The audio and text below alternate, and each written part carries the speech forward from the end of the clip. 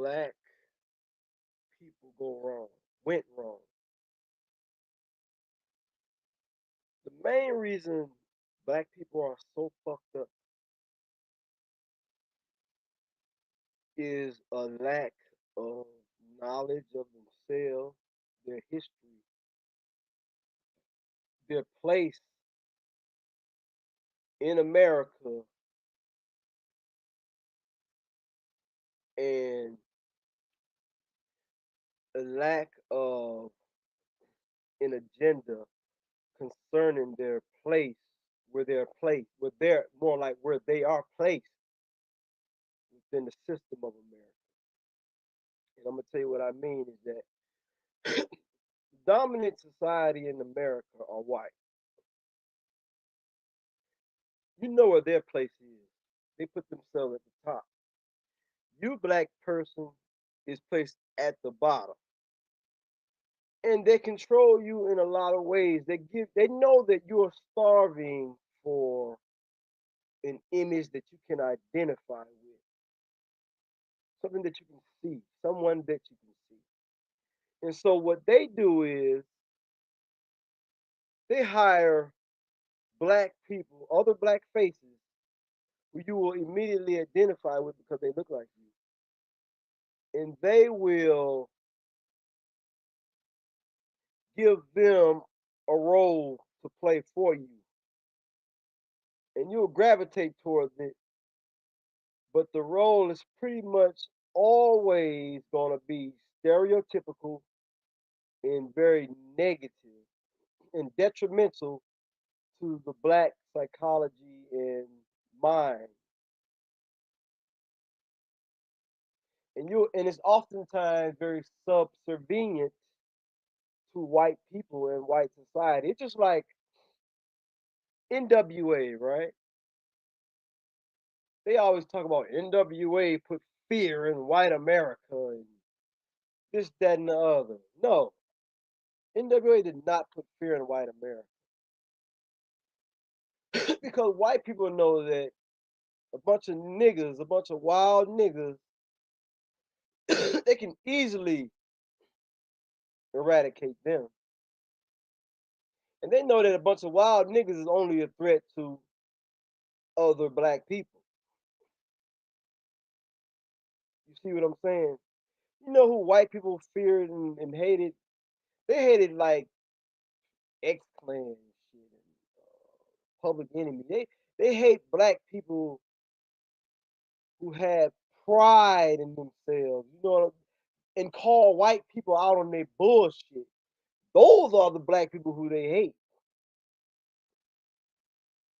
But where black people go wrong is that since slavery and afterwards, we all black people should have a black mindset, a pro-black mindset, and it should be drilled in their heads from the time that they're children. Black first, black first, black. That's what it should be all day long. Black, black, black, black, black. And I ain't talking about the black foolishness and shit neither. Black people should be the smartest motherfuckers on this planet because black people can't afford to be fools. Because your foolishness, black foolishness, will be taken advantage of, and it will be used for those individual black fools' destruction, and it'll be used to destroy other black people.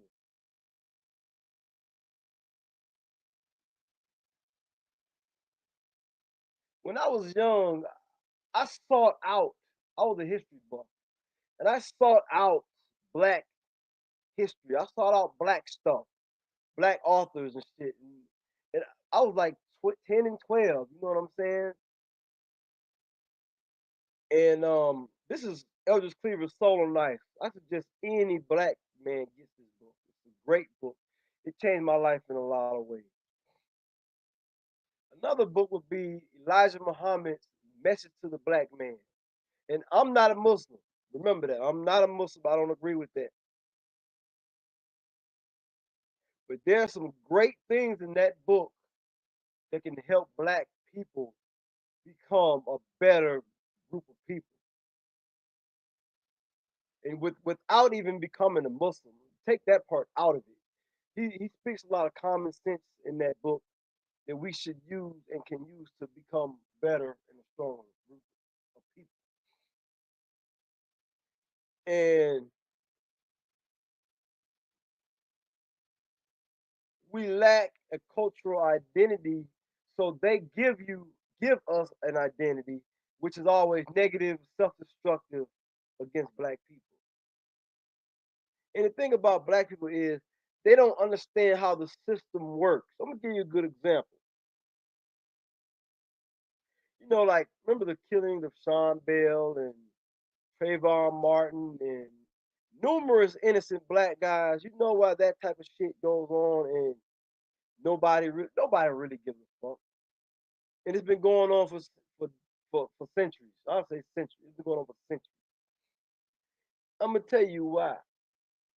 But in the modern era, I'm gonna say it's because of this. Niggas don't understand that they use hip hop as a weapon to give black people this negative image, black males, this negative image, and black guys who are not criminals will look at rappers and they'll take some of that because it's something that they can identify with and something that they can attach themselves to. They'll take the dress, the clothes, and all that type of shit. So they use the rappers to give black men a national image, and it's a negative image, and it can be used to justify pretty much everything that is done against a black male or black people in general. So you could take an innocent black guy who he might Trayvon Martin, for example. You know what I'm saying?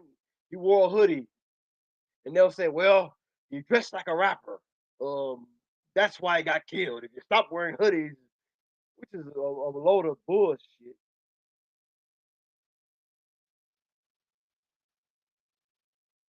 And the thing about black folk, we support people who are not black. We support black people who are not pro-black. Steve Harvey, Kerry Washington, and a boatload, or Barack Obama, and a boatload of others. See, black people are starving for a goddamn image, someone you can look at on TV and identify with. But 99% of the motherfuckers that you see on television who are black are not pro-black. They're not going to put those type of black people on television. Black people who are in the know, black people who know what's going on, they see the genocide that's taking place.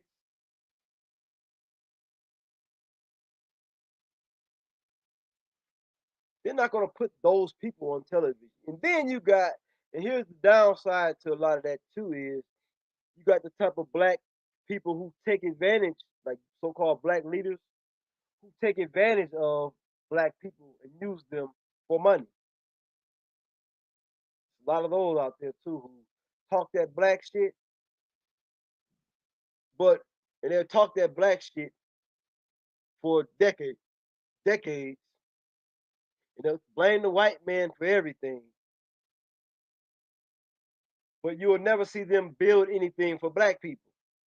There's a certain organization that I'm thinking about, but I'm not going to say no name.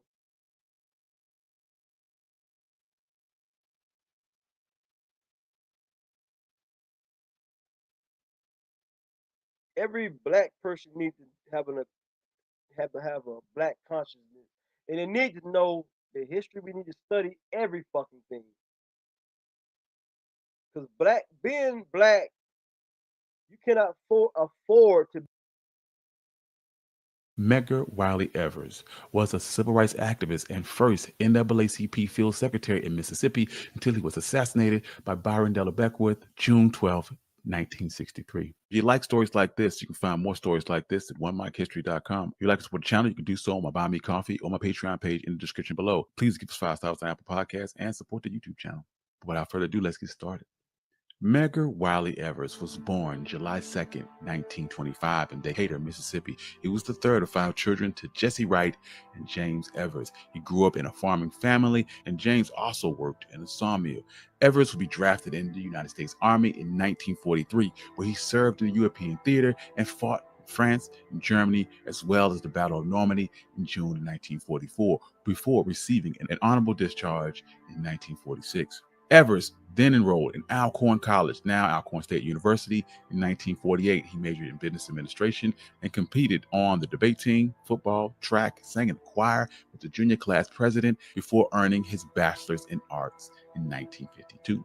After school, he moved to Mount Bayou, Mississippi, where he initially found work as a salesman at the TRM Howard Magnolia Mutual Life Insurance Company. He soon became involved in the Regional Council for Negro Leadership, where he began to organize actions for civil rights. He got his first experience as a civil rights organizer when he spearheaded the Regional Council of Negro Leadership to boycott gasoline stations that denied Black people the use of their restrooms. With his brother Charles, they all worked on behalf of the NAACP and organizing local affiliates. In 1954, following the Brown versus the Board of Education decision by the United States Supreme Court that desegregated public schools, Evers applied to the state-supported University of Mississippi Law School as part of a test case by the NAACP. Of course, his application was rejected because of his race. Thurgood Marshall served as his attorney for his legal challenge against racial discrimination. While he failed to gain admission to the law school, Evers managed to raise his local profile with the NAACP. So in November of 19... Hey, salute to everybody that's in the chat. Glad you pulled up. The 400 Circle Media. You know how I do it. And shout out to the whole chat, man. Insatiable folk. KG, Cutie. My boy Easy finally came through. Shout out to you, boy. I appreciate y'all, man. Like I be on the real topics and stuff, man. 1954, he became the first field secretary of the NAACP in Mississippi. Then he would move his family to Jackson, Mississippi. As the state field secretary, Evers traveled throughout Mississippi extensively, recruiting new members for the NAACP, organizing voter registration drives, setting up new chapters of the NAACP, and he also led demonstrations and economic boycotts of white-owned companies that practiced discrimination against African Americans. Evers assisted in organizing the Biloxi Wade-In from 1959 to 1963, which protested against the city's public beaches on Mississippi's Gulf Coast. He also conducted action to integrate Jackson's privately owned bus companies and public parks, led a voter registration drive, and used. But shout out to y'all pulling up though, man, because everybody know I'm on some different type of level type stuff. So what you get on 400 Circle Media now, we're here for knowledge. And shout out my boy Easy, man. Shout out Easy, man. Boycotts to integrate Leake County schools, and he led very public investigations of the lynching of Emmett Till in Mississippi in 1955. While he was virtually unknown outside of Mississippi, he was one of Mississippi's most prominent civil rights activists. Evers' civil rights efforts, along with investigative work, made him a target for the very large population of white supremacists and the Ku Klux Klan.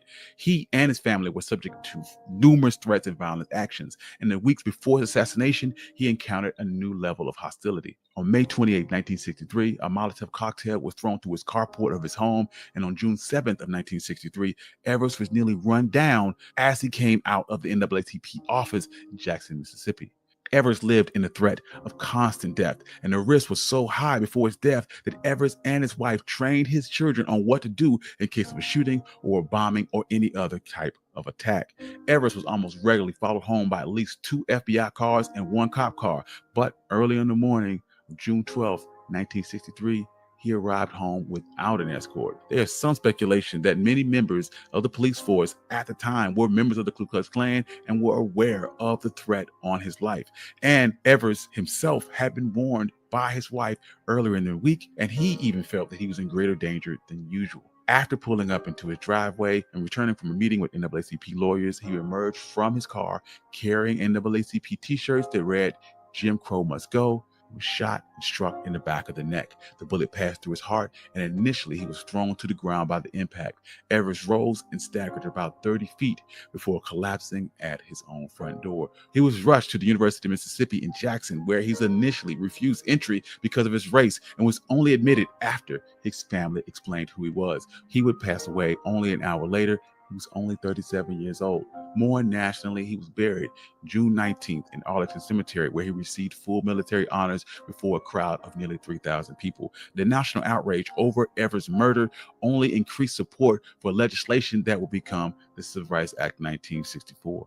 After Evers was assassinated, an estimated 5,000 people marched on the Masonic Temple on Lynch Street and Collins Funeral Home to North Ferris Street in Jackson, Mississippi. Martin Luther King and other civil rights leaders led the procession, and the local police came to meet the nonviolent protesters with riot gear and rifles. The mayor also made a public mandate against singing at the march, but the marchers sang songs of rage and sorrow anyway. With tensions extremely high, this led to a standoff between the marchers and the police, with the marchers attempting to maintain nonviolence. Early FBI investigations unearthed a suspect, Byron Della Beckworth, a fertilizer salesman, segregationist, and a member of the Mississippi's White Citizens Council. At Eddystone Enfield, 1917 rifle was found near the crime scene, registered to Beckwith, and his fingerprints were found on the scope. Also, several witnesses placed him in the area around the time of the murder, and he was publicly swore to make every effort to get rid of integrationists. However, Beckwith denied shooting Evers and maintained that the gun had been stolen, and he produced several witnesses to testify that he was elsewhere on the morning of the murder. A bitter conflict over segregation surrounded the two trials that followed, with the White Citizens Council paying for Della Beckwith's legal expenses, and he received support from some of Mississippi's most prominent citizens, including Governor of Mississippi, Ross Barnett, who appeared with Beckwith at his first trial and shook hands with the defendant in full view of the jury. In 1964, two all-white juries, because at the time, Black people were disenfranchised from voter registration practices, which meant they were also excluded from juries because the jurors were drawn from registered voters, both deadlocked on Della Beckwith's guilt and failed to reach a verdict, and he was set free after spending only 10 months in jail. After Beckwith's second trial, Myrtle Evers moved to Children of California, where she earned a degree at Pahoma College and later was named to the Los Angeles Commission for Public Works. She was convinced that her husband's killer had not been brought to justice, and she never gave up the fight for his conviction and continued to press authorities to reopen the case. In 1989, the Jackson Clarendon Ledger published a report on its investigation with the Della Beckwith trials during the 1960s, and it found that the now defunct Mississippi Sovereignty Commission, a state agency supported by the residents' taxes and supporting the protection of the state image, assisted Della Beckwith's attorneys in the second trial. The commission used state resources to investigate members of the jury pool and aided the defense in picking a sympathetic jury. While a review of Hinds County District Attorney's Office found no evidence of jury tampering, it did locate a number of new witnesses, including several individuals who could individually testify that Beckwith bragged to them about the murder. In December of 1990, Beckwith was again indicted on the murder of Medgar Evers. Della Beckwith, now lived in Walden, Tennessee, was extradited to Mississippi for trial at Hinds County Courthouse in Jackson, Mississippi. Before his trial, the now 71-year-old asked the judge to dismiss the case on the grounds that it violated his rights to a speedy trial, due process, and protection from double jeopardy. The Mississippi Supreme Court ruled against the motion in a 3-4 vote, and the third trial began in January of 1994. 10 months later, testimony began before a racially mixed jury of 8 Black people and 4 white people. During the third trial, the murder weapon was presented with Beckwith's fingerprints and with Beckwith claiming that the gun was stolen from his house. Beckwith now listed his health problems, his high blood pressure, his lack of energy, and his kidney problems, stating that I needed to recite a list from everything I suffer from, and I hate to complain because I'm not the complaining type. An FBI informant, Delmar Dennis, testified that Della Beckwith boasted to him about his role in Medgar Evers' death at several Klan rallies and similar gatherings over the years following his mistrials in 1963. On February 5th, 1994, nearly 31 years after Medgar Evers' death, Jury convicted Della Beckwith of first-degree murder for the assassination of Medgar Evers and sentenced him to life in prison without the possibility of parole. Della Beckwith appealed against the guilty verdict, claiming that the 31-year-old lapse between the murder and Della Beckwith's conviction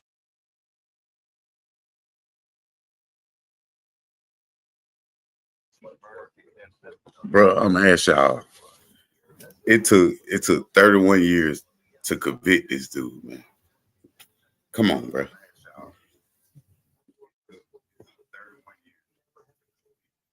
And this dude already about to die. Like, there's no justice in that, man.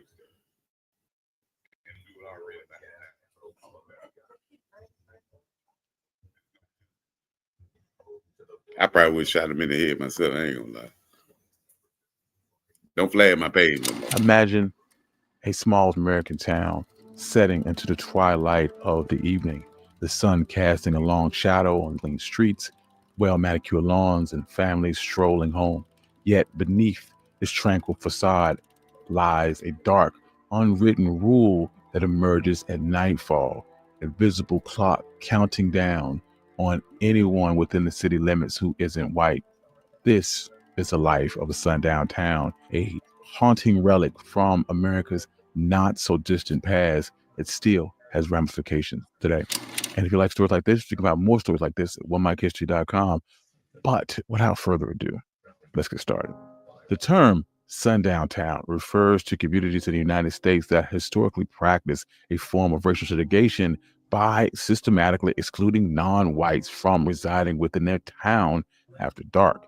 These communities had rules, both written and unwritten, to keep non-white people, especially African Americans, out of their town limits. These towns existed mainly through the 1800s through the early 1900s, but they weren't just a Southern problem. They spread all across the entire country.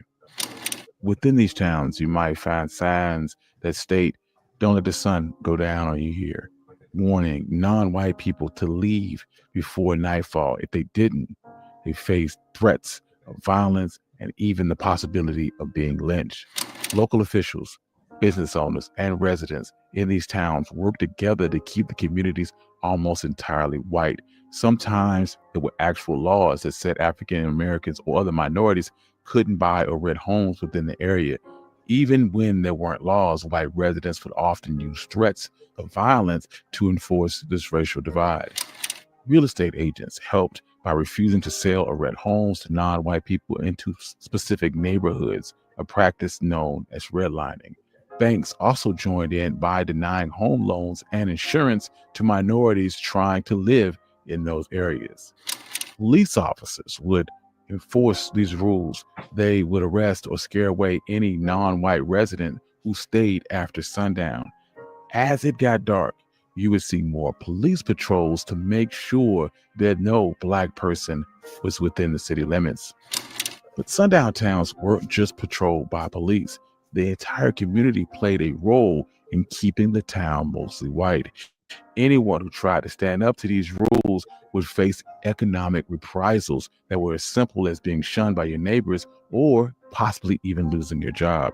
In other words, everyone in these towns worked together to make sure that these rules were followed, making it very hard for anyone to change them.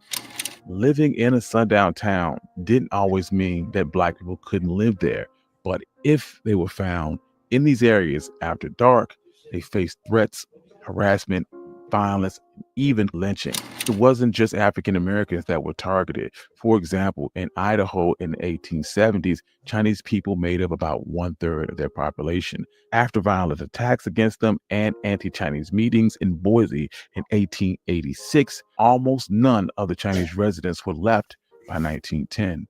In another case, in Mendine, Nevada, there was a law that forced Native Americans to leave by 6:30 at night. What started out as a whistle and later a siren would sound at 6 p.m., reminding them they had to go.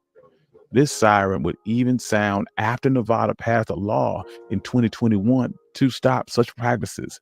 But the town would claim that they were simply honoring first responders by keeping the siren. It wouldn't be until 2023 that they finally stopped using the siren.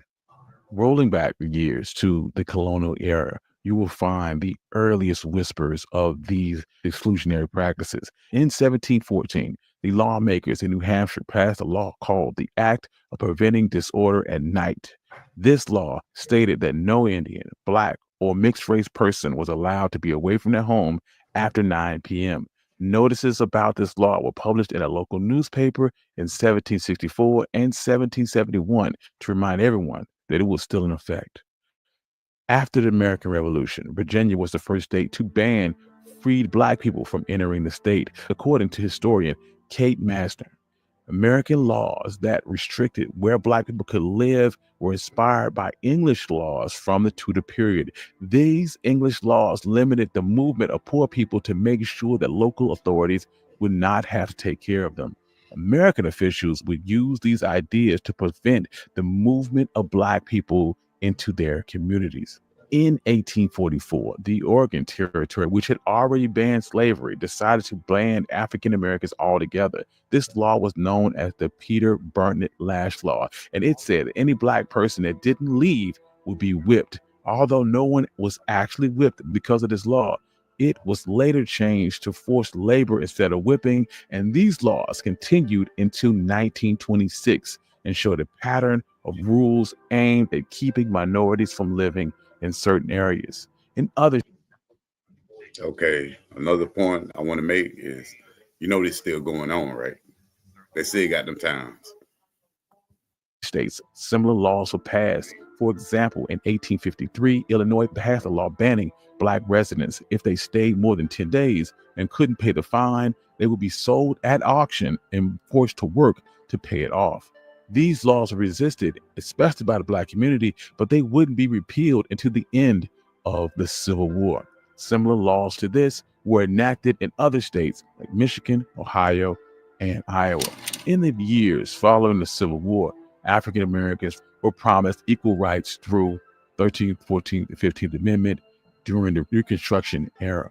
However, these promises began to crumble rapidly by 1877. Southern states swiftly enacted Jim Crow laws to enforce racial segregation and disenfranchisement.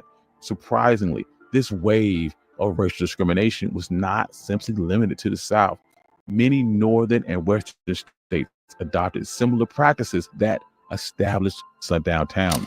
These towns often used exclusionary agreements that prohibited the sale or rent of property to minorities, specifically Black people. In other cases, threats, harassment, sometimes involving the police, were used to maintain the status quo. In the West, they had their own form of racial discrimination, particularly against Chinese communities. Anti-Chinese sentiment culminated in Chinese Exclusionary Act of 1882, forcing these communities out of small towns and into urban Chinatowns. This racist tide reinforced Jim Crow's legal regime in the United States and was subsequently cemented by the Supreme Court with the verdict in the Plessy versus Ferguson case. The ramifications of such racial attitudes were seen glaringly in a rise in sundown towns in the Midwest, the Appalachian, the Ozarks, and the West. Unlike the codification of segregation in the South, these towns used violence, economic coercion, and exclusionary ordinances to ensure that Black residents were driven out and kept away, making these areas almost exclusively white. In some extreme cases, this hostility resulted in some lynchings. In a tragic example in 1930, where 2 Black teenagers were lynched in Marion, Indiana, which prompted the town's 200 Black residents to flee for their lives, effectively making the town almost all white. Historian James Loewen, in his book Sundown Towns, reveals that from 1890 to 1930, in 31 out of 39 states with sundown towns, the number of counties with fewer than 10 Black residents increased. This paints a stark contrast with the Great Migration, in which millions of African Americans flee from the South to northern industrial cities for better work opportunities and safety. While states like Illinois saw a rise in their overall Black population, their rural sundown towns saw a significant decline in their Black residents. During the late 19th, early 20th century, it wasn't just about physical exclusion, but also involved legal battles and economic coercion to maintain this racial segregation. In 1911, the mayor of Louisville, Kentucky, proposed a law to prohibit Black individuals from owning property in specific areas within the city. Although the Supreme Court struck down this law in 1917 with the case of Buchanan Worley, cities continued to find ways to uphold segregation. Urban planners and real estate companies played a significant role in keeping white communities separate from Black ones and often managing to circumvent legal restrictions. This segregation fostered racial tensions and occasionally led to violent eruptions, such as the 1943 Detroit race riot. Following World War II, the phenomenon of sundown towns evolved. Initially concentrated in small, independent rural towns, the exclusionary practices began to infiltrate suburbs and major metropolitan areas. Unlike earlier instances where towns with racially diverse histories became predominantly white over time, many post-war suburbs were designed from the outset to be virtually all white. The Levittown development in New Jersey, New York, and Pennsylvania is housed in approximately 8% of all post-war suburban residents, famously excluded African Americans and Jewish people. Sundown towns also emerged in cities like Dearborn, Michigan, where in 1956, although Ford Motor Company employed 15,000 African American workers, they were not allowed to own homes within the city and had to commute from elsewhere. The dread of sundown towns made traveling long distances perilous for Black people during much of the 20th century. By 1930, half of the 89 counties along the famed Route 66 from Chicago to Los Angeles lacked accommodations or restaurants for Black travelers. Many strictly prohibited their presence after dark. This dangerous reality spurred Victor H. Green, a postal worker from Harlem, to create the Negro Motorist Green Book, a guide that provided information on safe accommodations for Black travelers.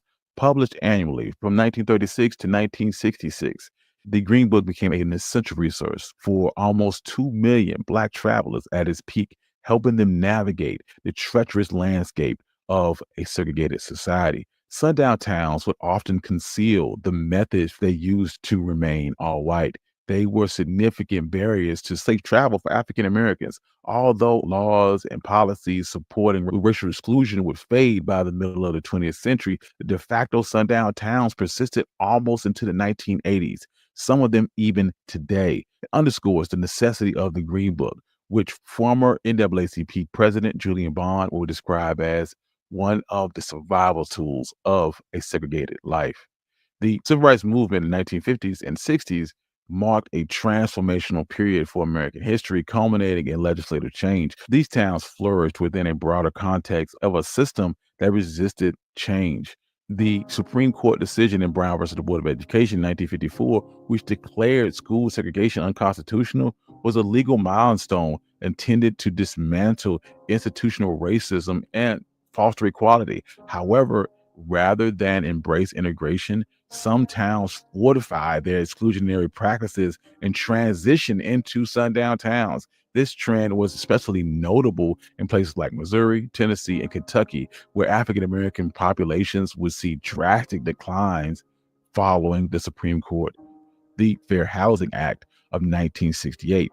This crucial act banned racial discrimination in housing and closed a dark chapter and severely limited the existence of sundown town communities. Despite difficulty quantifying the number due to the secretive nature of the discriminatory practices, James Loewen would state in his book Sundown Towns that there were hundreds of towns across America that were at some point sundown towns. The legacy of sundown towns is profound and far-reaching. These were not merely insignificant dots on a map. They were fortresses of hatred and exclusion, forever altering the lives. Yo, if you want to go one-on-one with 400, down just hit on me up anyone in the chat within the city limits who isn't white. This is the life of a sundown town, a haunting relic from America's not so distant past. It still has ramifications today. And if you like stories like this, think about more stories like this at OneMicHistory.com. But without further ado, let's get started. The term sundown town refers to communities in the United States that historically practice a form of racial segregation by systematically excluding non-whites from residing within their town after dark. These communities had rules, both written and unwritten, to keep non-white people, especially African Americans, out of their town limits. These September 15th, 1963, a bomb exploded before Sunday morning services at the 16th Street Baptist Church in Birmingham, Alabama. Four Black girls were killed and many others were injured. The outrage following the incident and the clash between protesters and police helped draw attention to the civil rights struggle. And if you like stories like this, you can find more stories like this at onemikehistory.com. Also, like support the channel, you can do some Buy Me Coffee on the Patreon page in the description below. Give us 5 stars on Apple Podcasts and support the YouTube channel. But without further ado, let's get started. Founded in 1873, the 16th Street Baptist Church quickly evolved into a place of worship and a significant hub for African American social and cultural activities. During this climax of the civil rights movement during the 60s, this church often served as a space for leaders like Martin Luther King, Ralph Abernathy, and Fred Shuttlesworth, and a meeting place for rallies. However, during the 60s, Birmingham was known as Bombingham, and it was a stronghold for the Ku Klux Klan, bearing some gruesome history of racially motivated bombings and violence. The city was a perfect representation of the era's cultural racism and segregation, with Jim Crow laws ensuring the disparity and discrimination of African Americans. These injustices found its way to every corner of daily life, from housing to transportation to education and employment. African Americans in the community were not only systematically marginalized, but often the subject of violent bigotry. The local law enforcement often ignored these racial injustices or even participated in this cycle of violence. In 1963, the Southern Christian Leadership Conference and the Congress for Racial Equality began a campaign to desegregate the city. It was known as Project C for Confrontation. It would later be known as the Birmingham Campaign. This included a series of protests and boycotts, with the 16th Street Baptist Church serving as a meeting place for civil rights leaders. On May 2nd, 1963, over 1,000 students marched on downtown Birmingham to discuss racial segregation with the mayor. As a result of the demonstrations, the mayor agreed to integrate public facilities, including schools, within 90 days. This agreement was met with fierce resistance from Birmingham's white residents.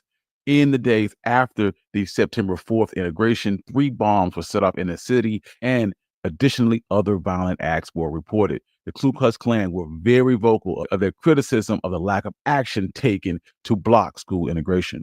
Because the 16th Street Baptist Church had long been a religious center for Montgomery's African American population and a meeting place for civil rights organizers, it was seen as a symbol of the civil rights movement, making it an obvious target. Before the bombing, the Ku Klux Klan had routinely made bomb threats to disrupt civil rights gatherings and services at the church. So, September 15th, 1963, at least 15 sticks of dynamite with a time delay were planted near the 16th Street Baptist Church, and at 10:22 a.m., an anonymous caller alerted the church, and less than a minute later, a bomb was exploded.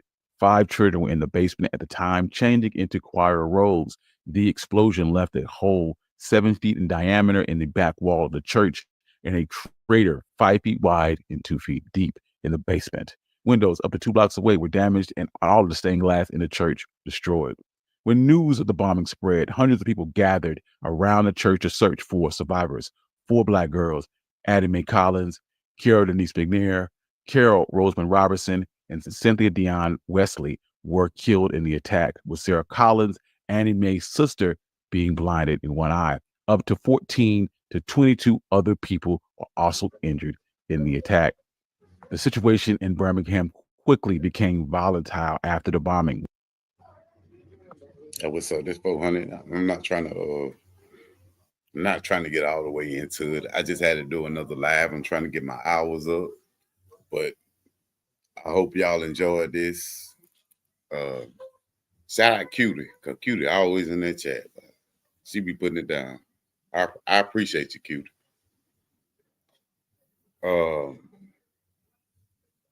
Shout out to everybody that came through and say, you already know, bro. We locked in.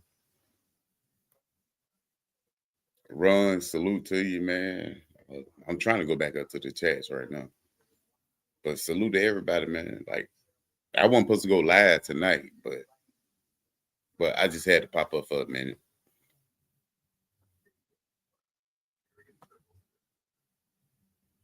And if anybody want to pop up,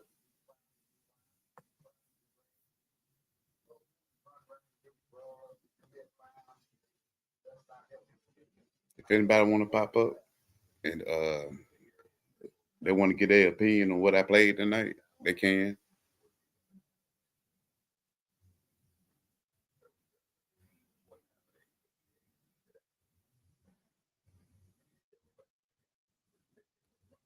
So salute 400 Circle Media. Salute to y'all, man. Cutie. Really salute. Easy came through tonight. That's crazy. But salute to my boy Easy too. Salute KG. Salute Insatiable. Damn. Let me go back up through this. Run. I see Cutie. The Cutie would rather die with me. Big dog. But salute to you. I appreciate y'all popping in and showing 400 Circle Media love.